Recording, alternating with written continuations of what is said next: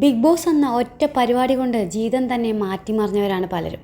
Big boss മുൻ സീസണുകളിൽ ചിലരുടെ ജീവിതം മാറിയത് എങ്ങനെയെന്ന് പറയുകയാണ് സംവിധായകനായിട്ടുള്ള ആലപ്പി അഷ്റഫ് തൻ്റെ യൂട്യൂബ് ചാനലിൽ. സാബു മോൻ മുതൽ പേളിമാണിയും രജിത് കുമാർ അടക്കമുള്ളവരെ കുറിച്ച് ഇതിൽ പറയുന്നുണ്ട്. ആലപ്പി അഷ്റഫിൻ്റെ വാക്കുകൾ ഇങ്ങനെയാണ്: കോടികൾ മുടക്കിയാണ് മോഹൻലാൽ അവതാരനായി എത്തുന്ന ബിഗ് ബോസ് എന്ന പരിപാടി ഒരുക്കുന്നത്. 2013 സൂര്യ ടിവിയാണ് ഇത്തരമൊരു ആശയമായിട്ട് മലയാളി ഹൗസ് എന്ന പേരിൽ ഇത് നടത്തിയത്. അതിൽ GS പ്രദീപ്, രാഹുൽ ഈശ്വർ തുടങ്ങി നിരവധി പേരുണ്ടായിരുന്നു. ഈ പരിപാടിക്ക് അന്ന് പൊതുസമൂഹത്തിൽ നിന്ന് വലിയ വിമർശനമേറ്റിരുന്നു. ഇതിൻ്റെ പങ്കെടുത്തത് കാരണം തൻ്റെ ജീവിതത്തിൽ വലിയ ഡാമേജ് സംഭവിച്ചെന്ന് GS പ്രദീപ് പറഞ്ഞിരുന്നു. ഒരിക്കലും തന്നെ പോലെ ഒരാൾ ഇതിൽ പങ്കെടുക്കാൻ പാടില്ലായിരുന്നെന്ന് ഓർത്ത് വിഷമിച്ചിട്ടുണ്ടെന്നും അദ്ദേഹം പറയുന്നുണ്ട്. കാരണം അന്ന് ഈ പരിപാടിയെക്കുറിച്ച് വലിയ ധാരണ ഒന്നും ഇല്ലായിരുന്നെന്നും അദ്ദേഹം പറഞ്ഞിരുന്നു. മലയാള ഹൗസിൻ്റെ വിജയ് അന്ന് രാഹുൽ ഈശ്വർ ആയിരുന്നു. രണ്ടാമത് വന്നത് സിന്ധു ജോയും. അന്ന് രാഹുൽ ഈശ്വറിൻ്റെ സ്ത്രീകളോടുള്ള ഇടപെടൽ സംബന്ധിച്ച് പൊതുസമൂഹത്തിൽ വാർത്തകളും ചർച്ചകളും വന്നിരുന്നു. ചുംബന സമരത്തെ രാഹുൽ ഈശ്വർ വിമർശിച്ചപ്പോൾ സമരക്കാർ ചോദിച്ചത് മലയാളി ഹൗസിൽ താൻ കാണിച്ച വൃത്തികേടൊന്നും ഞങ്ങൾ കാണിച്ചിട്ടില്ലല്ലോ എന്നായിരുന്നു. അതിൽ പങ്കെടുത്ത സ്ത്രീകളുടെ ഇമേജിനും കോട്ടം തട്ടിയെന്നതാണ് യാഥാർത്ഥ്യം. മലയാളി ഹൗസ് കഴിഞ്ഞ് 5 വർഷങ്ങൾക്ക് ശേഷമാണ് ഏഷ്യനെറ്റിൽ ബിഗ് ബോസ് പ്രത്യക്ഷപ്പെടുന്നത്.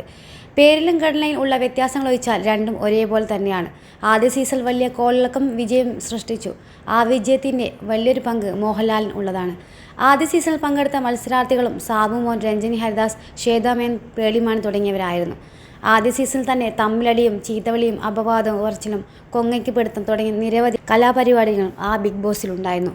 സാബു മോനായിരുന്നു ആദ്യ സീസണിലെ വിജയ്. ഒരുപാട് കേസുകളും പ്രശ്നങ്ങളും ദുഷ്പേരും ഒക്കെ ഉണ്ടായിരുന്ന സമയത്താണ് സാബു മോൻ ബിഗ് ബോസിൽ അവസരം ലഭിച്ചത്. എന്നാൽ ഈ ദുഷ്പേരൊക്കെ എല്ലാം ഒറ്റയടിക്ക് മാറിക്കിട്ടത് ഈ ഒരു സീസണോട് കൂടിയാണ്.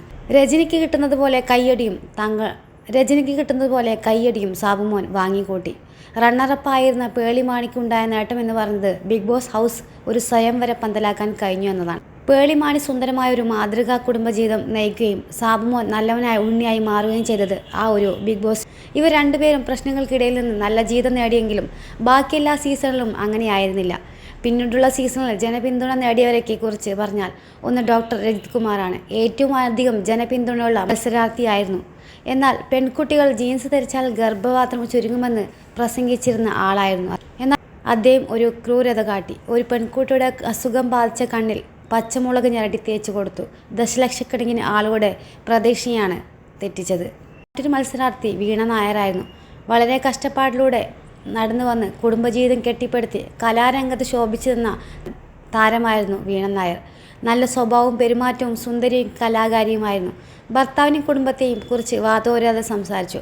എന്നാൽ ബിഗ് ബോസിൻ്റെ നിർദ്ദേശപ്രകാരം ഒരു തുറന്നു പറച്ചിലൂടെ അവസരം ലഭിച്ചപ്പോൾ ജീവിതത്തിൽ നേരിട്ട ചില അപ്രിയ സത്യങ്ങൾ തുറന്നു പറഞ്ഞതോടെ തൻ്റെ ഭർത്താവ് ഒഴിവായിപ്പോയി. ഒരു ഭർത്താവും കേൾക്കാൻ ആഗ്രഹിക്കാത്ത കഥയാണ് അവിടെ വെച്ച് പറഞ്ഞത്. ഈ തുറന്നു പറച്ചിൽ വഴി അവർക്ക് നഷ്ടപ്പെട്ടത് സ്നേഹനിധിയായ അന്നുവരെ പുകഴ്ത്തിയ ഭർത്താവിനെയും കുടുംബത്തെയുമാണെന്ന് ആലപ്പി അഷ്റഫ് പറയുന്നു. ബിഗ് ബോസുമായി ബന്ധപ്പെട്ട പുതിയ അപ്ഡേറ്റുകൾക്കായി ഈ ചാനൽ സബ്സ്ക്രൈബ് ചെയ്യാൻ മറക്കല്ലേ.